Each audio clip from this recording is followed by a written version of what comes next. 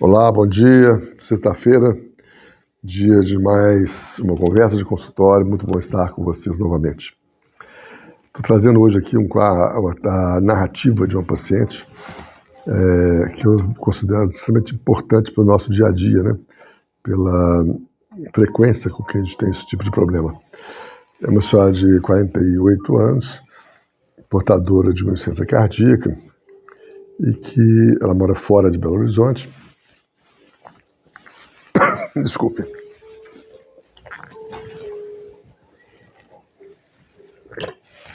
E nós iniciamos o tratamento dela aqui. Esse tratamento, além da parte medicamentosa, ele incluía tratamento de fisioterapia, desculpe, nutrição e suporte emocional. A senhora ficou muito bem, ela tinha um quadro de depressão, melhorou esse quadro depressivo, melhorou sua capacidade física, perdeu peso, melhorou o humor. Ela com isso, além de reiniciar a atividade física, ela fumava um pouco, parou de fumar e foi para a cidade dela. E ela negligenciou aí durante uns 2 retornos e voltou aqui na semana passada com uma piora geral do quadro clínico, complicado por uma internação que ela teve lá agora, em que ela fez um quadro de uma trombose venosa, ela ficou mais tempo acamada, fumou um coágulo, e que foi lá pro pulmão, provocou embolia pulmonar. Conversando com ela para entender o que tinha acontecido, né, ela me falou que durante todo esse tempo que ficou na cidade dela, ela vinha muito bem, né? Realmente não fumou mais, perdendo peso, alimentando bem, muito bem emocionalmente.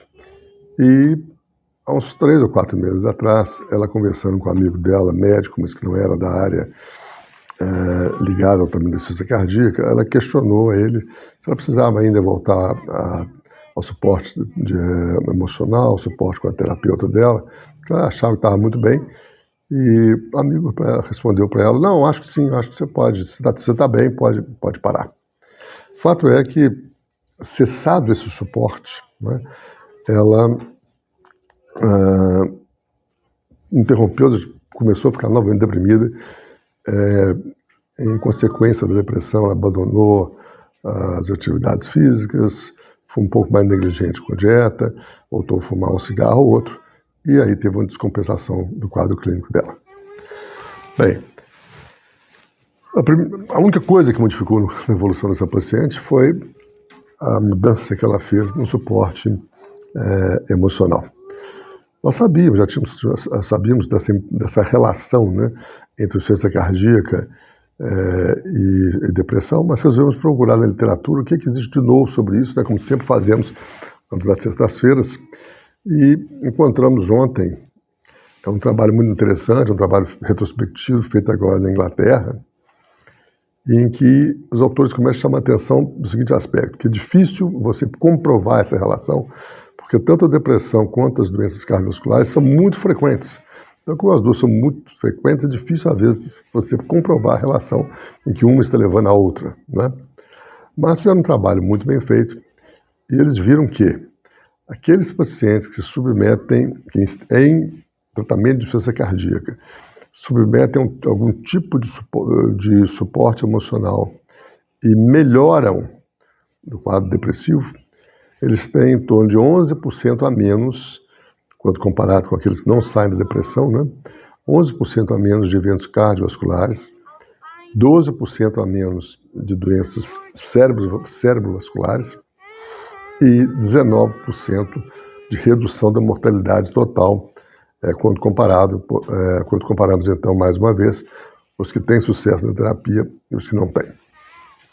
Então, é importante que se entenda que o tratamento de insuficiência cardíaca é uma coisa que precisa de vários profissionais. E não estamos falando aqui de um nutricionista para ficar o dia inteiro fazendo dieta para você, ou de um terapeuta físico para ficar o dia inteiro te acompanhando, ou de uma psicóloga para ficar o dia inteiro ao seu lado, né? Estamos falando de coisas modernas, né? De você ter uma supervisão de uma fisioterapeuta que ocasionalmente faz avaliação local, mas te dá um suporte via via internet, nutricionista pelo mesmo caminho, uma terapeuta que você possa conversar com ela de vez em quando para te ajudar você a você mesmo fazer a gestão dos seus processos de angústia, depressão, né?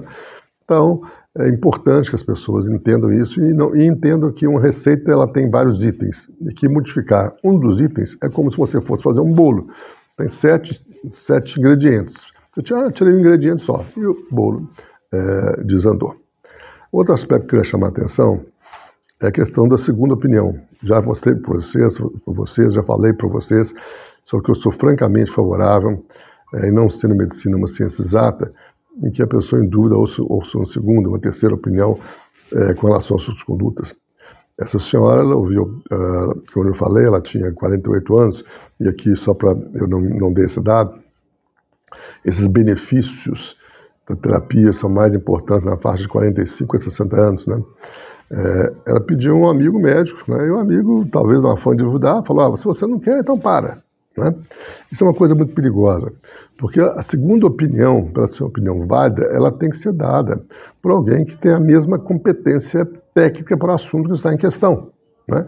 Então essa coisa de pedir segunda opinião para um amigo numa festa, tal, o amigo ali, para não deixar de falar alguma coisa, ele tende a responder o seguinte, não, se é isso que você quer, você faz, né? Ao invés de dar uma opinião absolutamente técnica.